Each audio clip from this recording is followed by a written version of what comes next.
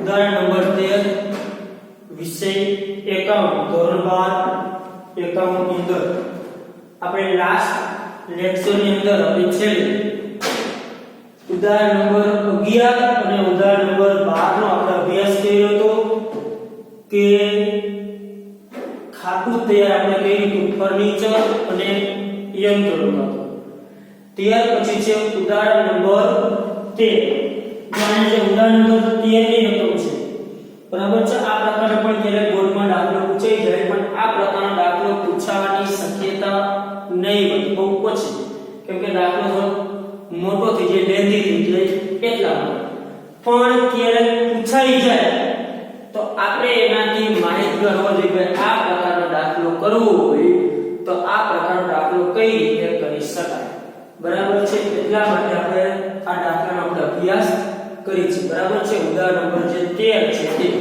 ક્યારેક સંજોગવશ આ પ્રકાર આ વખતે અન્ય પ્રવૃત્તિઓ કાઢેલી છે તે ક્યારેક કોઈ આ વર્ષે આવો દાખલો પૂછાઈ શકે એટલે આવો દાખલો પૂછવાની શક્યતા બહુ ઓછી તો જો બ્રિજમોહન લિમિટેડની નીચેની આપેલી વિગતોના આધારે રોકાણની પ્રવૃત્તિમાંથી ઉદ્ભવતો રોકડ પ્રવાહ શોધો શું શોધવું છે રોકાણની પ્રવૃત્તિમાંથી ઉદ્ભવતો રોકડ પ્રવાહ હવે આપણે આગળ જેમ ખાતા તૈયાર કર્યા બરાબર છે એમ આને આપણે ખાતું તૈયાર કરવા પડશે શા માટે તો કે જો યંત્ર ફર્નિચર અને રોકાણના ખાતા તૈયાર કર્યા છે આપણે આવો સ્વાધ્યાયમાં દાખલો એક જોયો કે જે ઉપરની રકમ છે વધારાની વિગત ભૂલી ગયો જો નીચે તમને જે વધારાની વિગત આપેલી છે જો પણ જે વધારાની વિગત આપેલી માત્ર ખાલી જે ઉપરની વિગત જે આપેલી છે કે એક્સ કંપની ડિબેન્ચરમાં રોકાણ યંત્રો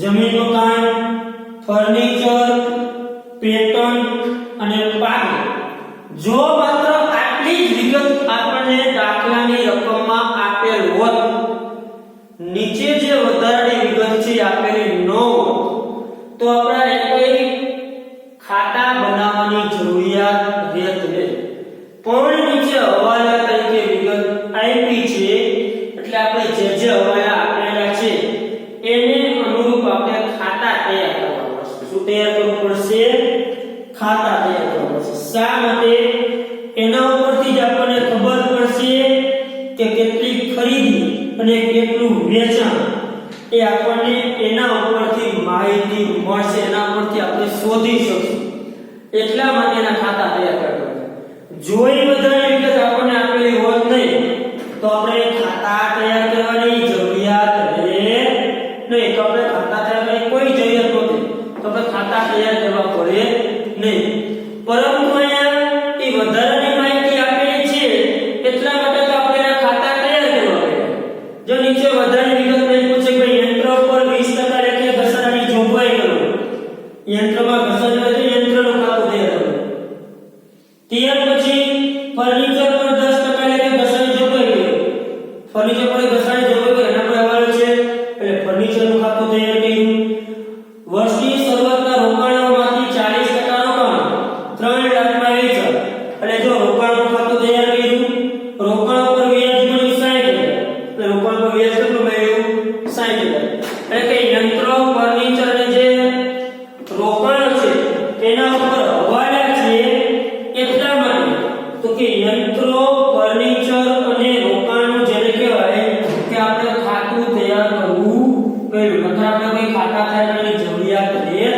નહીં પણ આ આપણે હવાલા નીચે આપેલા છે એટલા માટે ખાતા તૈયાર કરી છે નકર તો આપણે ડાયરેક્ટ શું કરતા બંનેનો જે તફાવત હોય તફાવત ઉપરથી આપણે દાખલો તૈયાર કરીએ તફાવત જોઈએ 2016 માં કેટલું હતું 2017 માં કેટલું થયું એના ઉપરથી જે કંઈ ખરીદી કે વેચાણ હોય એ આપણે રોકાણની પ્રવૃત્તિમાં દર્શાવી દેતા પણ આના જેને કહેવાય કે નીચે હવાલા આપ્યા છે એટલે આપણે ડાયરેક્ટ સીધો એ તફાવત લઈ શકશું નહીં એટલા માટે આપણે એના ખાતા તૈયાર કરવા પડશે શું તૈયાર કરવું પડશે ખાતા કેમ કે સીધો આપણે તફાવત લખી શકશું નહીં એટલા માટે શું તૈયાર કર્યા ખાતા તૈયાર કર્યા બરાબર છે હવે સૌપ્રથમ જે ખાતા આપણે તૈયાર કર્યા છે પહેલા એક ખાતાની વિગત દર્શાવી તો જો એટલું યાદ રાખવાનું યંત્રો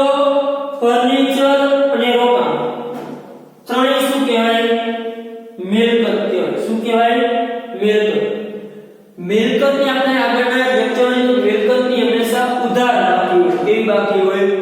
ઉધાર. એટલે બાકી આગળ લાવીએ ઉધાર બાજુ છે અને બાકી આગળ લઈએ કઈ બાજુ આવશે? જમા બાજુ. કઈ બાજુ આવશે? જમા બાજુ. હવે જો પહેલું વર્ષ આપ્યા છે 2017 અને 2016. આપણે જો આ રીતે મેળવી 2017 ની અને 2016 આપણે માહિતી કઈ તો આપણે ચાલે 2017 અને 2016. એટલે આ જે છે નાનું છે આની જે બાકી એટલે કે બાકી આગળ લાવીએ આ બે જસ્તી આખરની બાકી આની બાકી ને કે બાકી આગળ લઈએ. આની જે રકમ છે બાકી આગળ લાવીએ આની જે રકમ છે કે બાકી આગળ લઈએ. નાનું વર્ષ જે હોય એ શરૂઆતની બાકી દર્શાવે, મોટું જે હોય એ આખરની બાકી દર્શાવે. એ બાકી દર્શાવે આખરની બાકી દર્શાવે અને આ દર્શાવે શરૂની બાકી. શું દર્શાવે? આખરની અને શરૂની બાકી. નાનું વર્ષ છે એ શરૂની બાકી દર્શાવશે, મોટું વર્ષ છે એ દર્શાવશે આખરની બાકી. હવે આપણે એ લખીએ જે આપણને બાકી આપી છે બાકી આપણે લખીએ. પહેલા આપણે યંત્ર લખી નાખીએ. જો યંત્ર જે છે એમાં 2016 કે બાકી આગળ લાવીએ. ખાતા મુજબ આપણે ખાતામાં દરેક ખાતાની બાકી દર્શાવીએ. ચાલો યંત્રની બાકી છે 2 લાખ શરૂઆત અને બાકી આગળ લઈ ગયા એટલે જે 17 ની રકમ હોય એ કહેવાય બાકી આગળ લઈ ગયા. ઈ છે 4 લાખ. ત્યાર પછી ફર્નિચર કરો. ચાલો ફર્નિચરમાં બાકી આગળ લાવીએ છીએ 2016 ની બાકી આગળ લાવીએ. કેટલું છે? 80. અને બાકી આગળ લઈ ગયા એટલે 2017 ની બાકી ઈ છે 1 લાખ. બરાબર છે 80,000 ને 1 લાખ. ત્યાર પછી છે રોકાણ. જો ડિબેન્ચરમાં જે રોકાણ આપણે રોકાણનું ખાતું તૈયાર કર્યું છે. શેનું ખાતું તૈયાર કર્યું છે? રોકાણ. ચાલો રોકાણની શરૂઆતની બાકી છે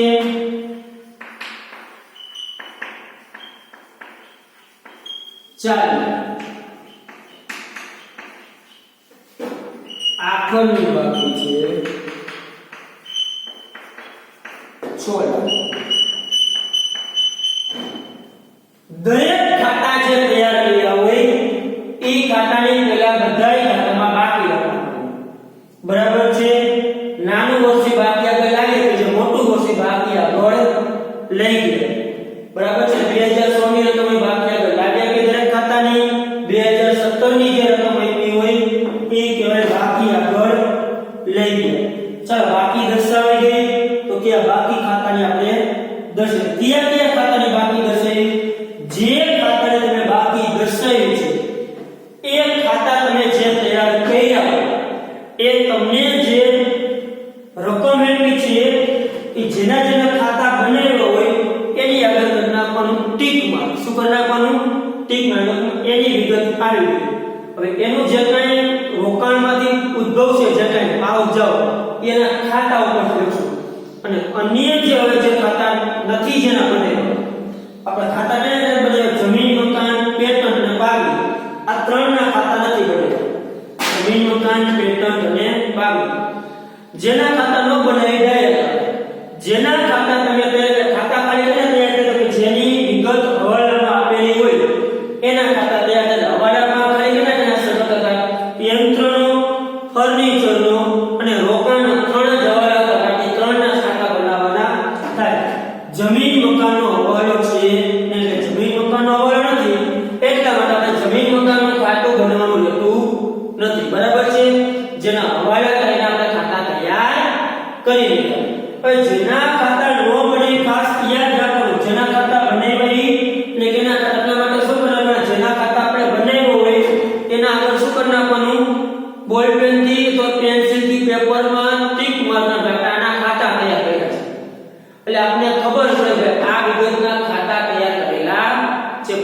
બીજી વખત એમાંથી નો લખે. હવે ખાતા જેના તૈયાર થયા છે પહેલા જ આપણે એનું કામ કરીએ. જેના આપણે ખાતા તૈયાર કર્યા હોય પહેલું જ કામ એનું તો કે જેના આપણે ખાતા તૈયાર કર્યા છે એ ખાતા જેના તૈયાર છે રોકાણ, યંત્ર અને ફર્નિચર. આ ત્રણના આપણે ખાતા તૈયાર કર્યા છે. જમીન મકાનનું આપણે ખાતું તૈયાર કર્યું નથી. પેટર્નનું ખાતું તૈયાર કર્યું નથી. પાઘડીનું ખાતું તૈયાર કર્યું છે નહીં. હવે જો જેનું ખાતું તૈયાર છે હવાલે યંત્રો પર 20% લેખે ઘસારાની જોગવાઈ કરો. યંત્રો પર 20% લેખે ઘસારાની જોગવાઈ કરો. ઘસારો હંમેશા કઈ બાજુ લખાય? આપણે આગળ આવી જમા બાજુ. કેટલા ટકા કીધા? 20%. નોંધ કરી લખી તો લખી નાખો. ઘસારો હંમેશા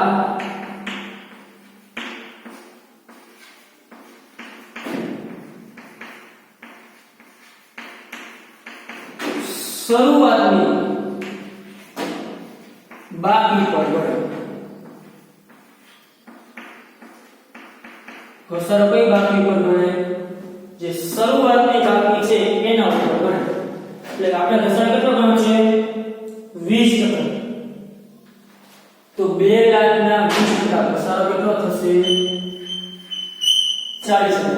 આપણે જે મિલકત લેણા બાજુ જે યંત્રો દર્શાવ્યું બરાબર છે. યંત્ર આયતન થશે 2 લાખ પછી માઈનસ કરી ઘસારો જેટલો આ ઉપરમાં જે આ આખાની બાકી છે. કઈ બાકી હોય? અહીંયા જેની વર્ષની અંતની બાકી આવે. આ જે એ શરૂની બાકી. કઈ બાકી હોય? શરૂઆત. આપણે આ બાકી પર ઘસારો ગણ્યો કેમ કે એ મેળી ગઈ ઘસારો બાદ ગઈ કેના પર ગઈ તો આપણે એક ગણ્યો. એટલે ઘસારો હંમેશા જેને કહેવાય એ શરૂઆતની બાકી ઉપર ગણે. આ નોંધ લખી દેજો. ઘસારો હંમેશા શરૂની બાકી પર ગણે. જે ટકાવારી આપી હોય એ ટકા કેના કરવાના? શરૂઆતની બાકીના ટકા કરવાના થાય. એટલે ઘસારો આપણે ગણ્યો 20% એટલે કેટલો એવો? 40. આપણે કીધું કે યંત્રો ઉપર 20% એટલે ઘસારાની જોગવાઈ કરો. ત્યાર પછી ફર્નિચર ઉપર 10%. ઘસારો આપણે આગળ જ કીધું ઘસારા જમા બાજુ લગાય. આમ નો શું થાય? ઘસારા ટકા જે તે મિલકત ખાતે જેમાં જવાની રાખો ઘસારા ખાતે કેટલા ટકા કીધો છે આમાં? 10%. તો 80,000 ના 10% 8,000. ત્યાર પછી વર્ષની શરૂઆતના રોકાણોમાંથી 40% રોકાણો 3 લાખમાં વેચો. હવે અહીંયા આ બાબતમાં ખાસ ધ્યાન આપજો. હવે રોકાણો પર ઘસારો આ બંને પર ઘસારો મળ્યો. હવે ઓલો ત્રીજો શું છે? વર્ષની જે શરૂઆતના રોકાણો છે એ રોકાણોમાંથી 40% જે રોકાણો રહ્યા એ 3 લાખમાં વેચો. વર્ષની શરૂઆતના રોકાણોમાંથી 40% રોકાણો કેટલામાં વેચ્યા? 3 લાખ. એની તમને ગણતરી કરી દઉં છું જરૂરી.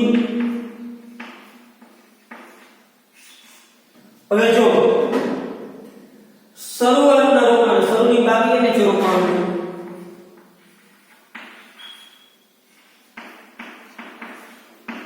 કે વર્ષની શરૂઆતના રોકાણ કીધા ને શરૂઆતના રોકાણ 4 કેટલાના છે? કેટલાના છે? 4. આ જે 4 લાખના વેચાણ છે શરૂઆત આપને ખબર છે શરૂઆતના વેચાણ કેટલા છે? 4 લાખ રૂપિયા. રોકાણની શરૂઆતની બાકી કેટલી છે? જો છે 4. આ 4 લાખમાંથી કેટલા રોકાણો વેચ્યા? 40%. કે રોકાણોનું વેચાણ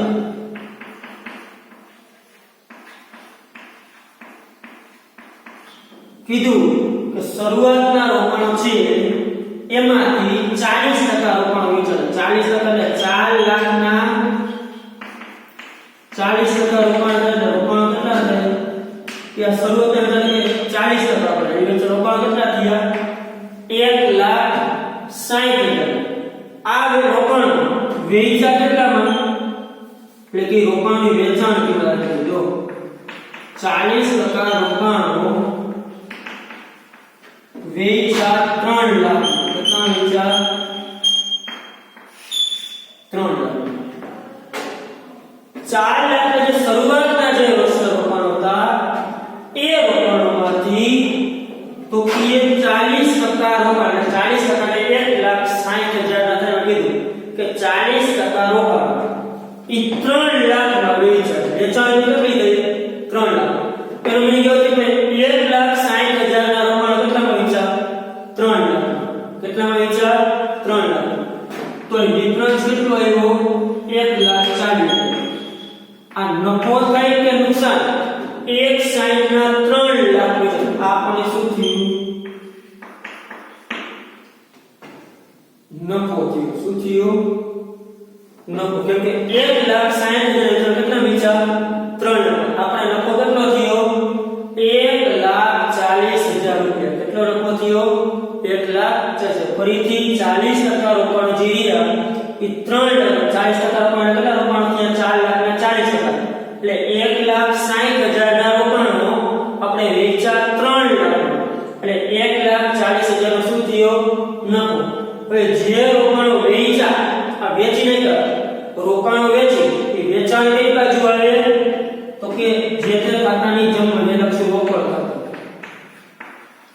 અહીંયા હંમેશા વેચાણ કિંમત ધ્યાન મળે કેટલામાં વેચા છે 3 લાખ આ શું કહ્યું છે વેચાણ તો કે આપણે રોકાણ વેચતા નફો થયો કે નુકસાન તો કે નફો થયો નફો થાય તો ઉધાર નુકસાન થાય તો જમા આપણે આગળ જોયું તો નફો થયો કઈ બાજુ લખશું ઉધાર બાજુ રોકાણ વેચાણનો નફો કેટલો નફો થયો તો કે 1,40,000 ચાલો લખાઈ ગયું ત્યાર પછી આપણને જે રોકાણ પર મળે વ્યાજ 60,000 રોકાણ પર વ્યાજ મળ્યું એ વ્યાજ જે મળ્યું ત્યાં એની દર્શાવાય નહીં હવે જો હવાલાની જે ખાતા આપણે તૈયાર કર્યા હવાલાની સમજ અપ્લાય ગઈ તો કે એ સમય ભાઈ દરેક ખાતા કરી દો અને કોઈ જોન કઈ બધી જરૂર છે પણ આનો સમય કઈ બધી જરૂર છે તો આપણે 4 લાખ છે આગળ વધારે છે 4,40,000 4,40,000 આ બધો ડિફરન્સ કેટલો આવ્યો 2,40,000 ઉધારનું બજાર શું કહેવાય ખરીદી શું કહેવાય ખરીદી જમા બાજુ ડિફરન્સ આવ્યો તો કહેવાય વેચાણ એ રીતે આનું ખાતું બંધ કરો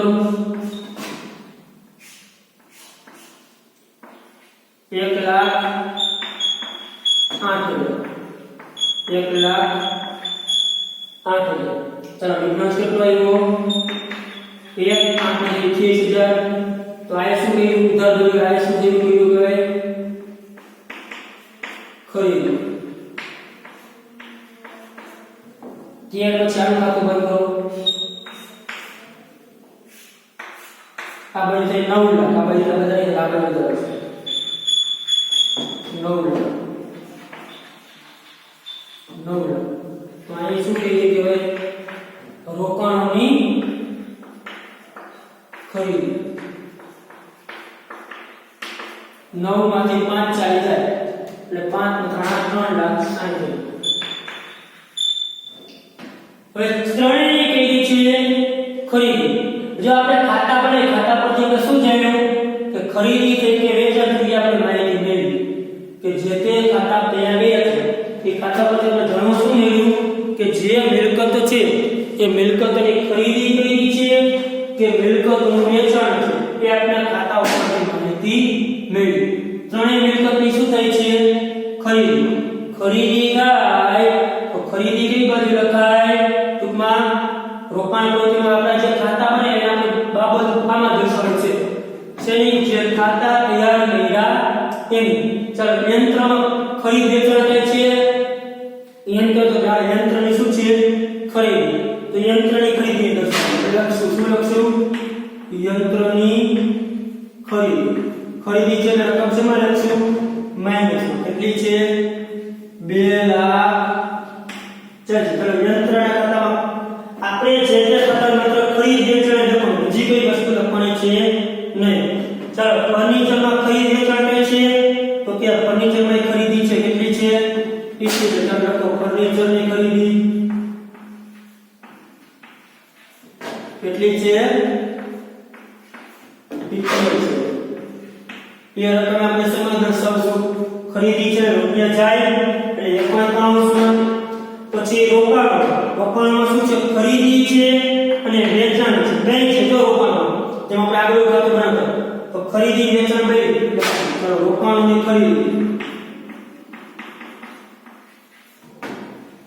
ચાલો ખરીદી કેટલી છે રોકાણની 3 લાખ. એટલે લખશું કામ શું ખરીદી કરે રૂપિયા જાય. ખરીદી કેટલી છે 3,60,000. સોરી રોકાણ કરી છે 3,60,000 અને વેચાણ કેટલું છે ઈ લખવું જોશે રોકાણોનું વેચાણ. વેચાણ આપણને આપ્યું છે 3 લાખ. વેચાણ છે પ્લસ લખશું અને એના કાઉન્સમાં દર્શાવશું નહીં. ટૂંકમાં તમે જે ખાતા તૈયાર કર્યા હોય એ ખાતામાંથી સૌપ્રથમ તમારે એ દરેક ખાતામાંથી ખરીદ વેચાણ લખી દેવાનું. શું લખી દેવાનું ખરીદ. તો ખરીદી હોય તો ખરીદી, વેચાણ હોય તો બે હોય તો બે. રોકાણ જો બે છે ખરીદી છે અને વેચાણ છે. ટૂંકમાં ત્રણેય ખાતાની ઉપરથી તમારે જેના જેના ખાતા બનાવ્યા આ ત્રણેય મિલકત છે કાયમી મિલકત છે રોકાણની પ્રવૃત્તિ જ કહેવાય. એટલે એમાંથી જે કાંઈ આવક જાવક થાય રોકાણની પ્રવૃત્તિમાંથી ઉદ્ભવતો જ રોકડ પ્રવાહ કહેવાય. એટલે સૌપ્રથમ શું કરવું ત્રણેય ખાતામાંથી ખરીદ વેચાણ લખી દેવાનું. પણ ત્રણેય ખાતાનું ખરીદ વેચાણ લખાઈ જાય ત્યાર પછી જે ખાતા બને એના પર આપણે શું કર્યું હોય ટીક માર્ક કર્યું. હવે ટીક માર્ક સિવાયના જે ખાતા આવી ગયા હોય એ જોઈ લો.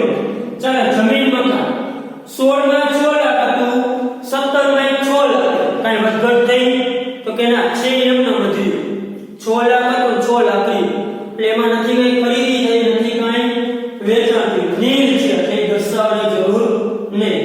ત્યાર પછી બીજો આપણે કેમ નથી બન્યું તો કે પેટર્ન. માં પેટર્ન અને પાઘડી જે છે બે કેવી મિલકત છે પેટર્ન અને પાઘડી જે છે બંને અદ્રશ્ય મિલકત છે.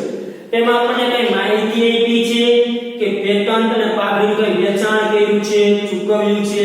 આપણે આગળ નોંધ રાખી કે અદ્રશ્ય મિલકત હોય એની કઈ માહિતી હોય કે ચૂકવા કે કોઈ માંડી ગયું હોય એટલે પેટર્ન અને પાઘડી પણ આમાં દર્શાવશે નહીં. શા માટે કેમ કે એની કોઈ માહિતી આપેલ છે બંને અદ્રશ્ય મિલકત છે.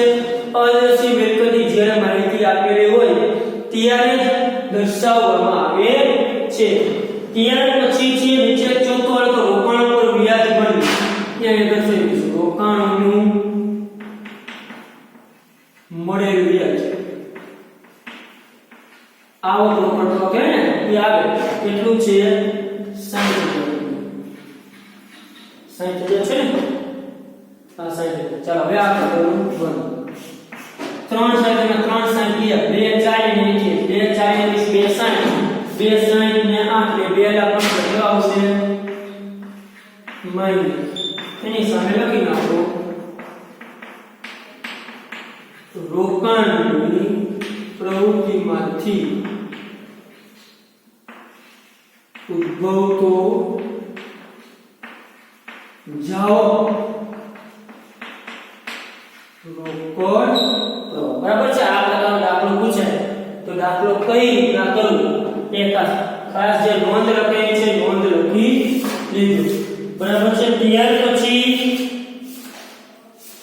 એક તમને ઉદાહરણ નંબર 4 ઉદાહરણ નંબર 4 પેજ નંબર આપ્યા છે 256. આ ઉદાહરણ જે છે એ ઉદાહરણ છે તમને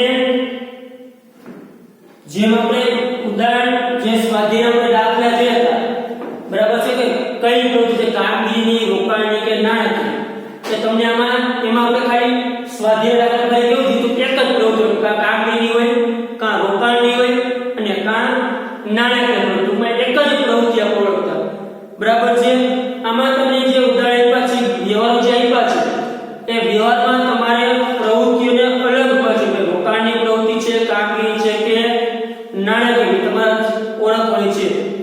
હું ટૂંકમાં અમુક સમજી તમને આપી દઉં છું બરાબર છે ઉદાહરણ નંબર 4 તમારે હોમવર્ક ની અંદર કરવાનું છે પછી ઉદાહરણ નંબર 4 છે આપણું હોમવર્ક બરાબર છે હું તમને ઉદાહરણ નંબર જે 4 છે એ થોડુંક તમને સમજૂતી આપી દઉં છું એટલે કે સમજાવી દઉં છું બરાબર છે કે ભાઈ શા માટે આ તે થાય છે એ જો ઇક્વિટી શેર બહાર પાડે એ સૌથી કહેવાય ના શા માટે તો કે શેર કઈ બાજુ દર્શાવે આપણે ખબર ઇક્વિટી જવાબદારી પ્રેફરન્સ શેર પરત કર્યા નાણાકીય પ્રવૃત્તિ કહેવાય ઇક્વિટી જવાબદારી બાજુ આવે બેંકમાંથી લાંબા ગાળે લોન લીધી શેર ડિબેન્ચર લોન લઈ ગયા કહેવાય નાણાકીય પણ નાણાકીય પ્રવૃત્તિ કહેવાય રોકડ શિલક તો રોકડ શિલક એ કઈ પ્રવૃત્તિ આવે ને એ રોકડ ને રોકડ સમકક્ષમાં આવે શેમાં આવે રોકડ ને રોકડ સમ એમાંથી કઈ આવક જાવક એવું કઈ બને નહીં બેંક શિલક એ પણ જેને કહેવાય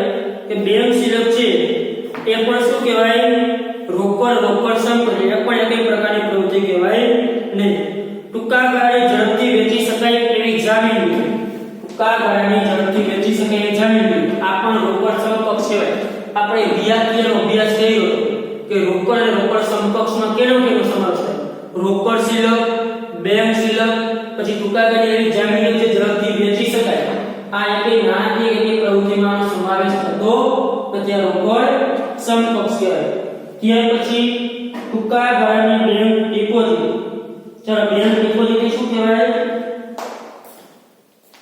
કે ટૂંકા ગાળાની જે બેંક ડિપોઝિટ છે એ પણ કહેવાય રોકડ અને રોકડ સમકક્ષ બરાબર છે એ પણ જેને કહેવાય કે પ્રવૃત્તિ ગણાય નહીં કમિશન મેળવી કમિશન શું કહેવાય આવક કહેવાય એટલે કે પ્રવૃત્તિ કહેવાય કામગીરી દેવાદાર પાસેથી રકમ મેળવી દેવાદાર પાસેથી રૂપિયા કહેવાય દેવાદાર ચાલુ મિલકત કહેવાય ચાલુ મિલકત કે ચાલુ દેવા હોય એટલે એ પણ કેવી પ્રવૃત્તિ કહેવાય કામગીરી લેણદારને ચૂકવણી ચાલો લેણદાર ચૂકવણી પણ ચાલુ દેવું કહેવાય એટલે એ પણ કેવી પ્રવૃત્તિ કહેવાય કામગીરી યંત્રનું વેચાણ યંત્ર શું કહેવાય કાયમ મિલકત એટલે કેવી પ્રવૃત્તિ કહેવાય રોકાણ ફર્નિચર ખરીદી ફર્નિચરની ખરીદી પણ શું થી આમાં લખ્યું છે જો ફર્નિચરની ખરીદી કેવી પ્રવૃત્તિ કહેવાય રોકાણની પ્રવૃત્તિ ત્યાર પછી ઉત્પાદન ખર્ચા છે ખર્ચા હંમેશા કહેવાય કામગીરી પ્રવૃત્તિ કમિશન ચૂકવ્યું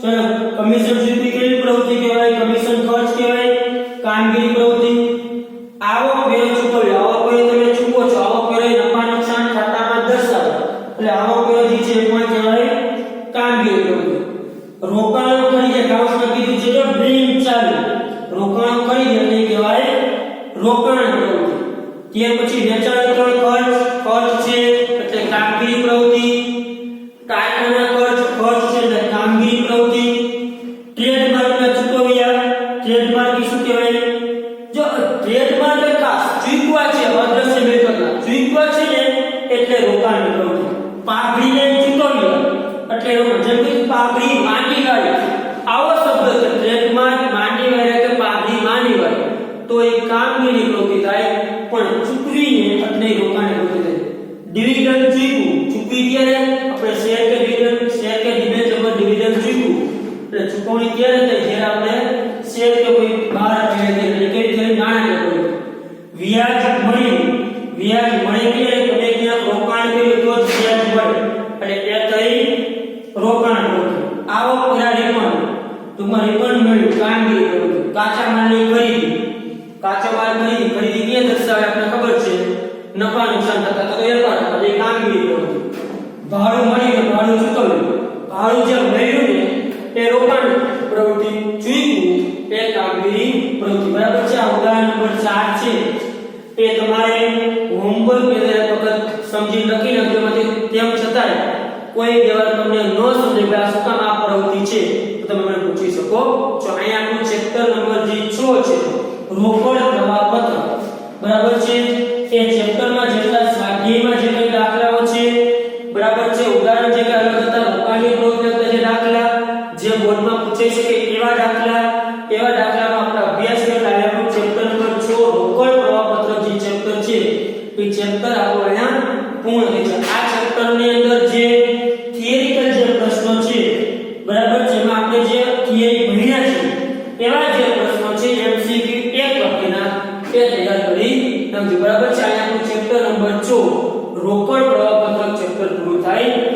આપણા ડ્રામાની અંદર જેને કહેવાય કે બંને ભાગમાં પહેલા ભાગમાં 2 ચેપ્ટર અને બીજા ભાગમાં 2 ચેપ્ટર બાકી છે, ટોટલ 4 ચેપ્ટર બાકી છે. આમાં પહેલું ને ત્રીજું અને પહેલા ભાગમાં જેને કે વાર્ષિક હિસાબ અને નિવૃત્તિ, બરાબર છે, 2 ચેપ્ટર પહેલા ભાગમાં. ચાલો આમાં કોઈને કઈ પ્રશ્ન હોય આ ચેપ્ટરમાં તો તમે પૂછી શકો છો. ચાલો થેન્ક યુ.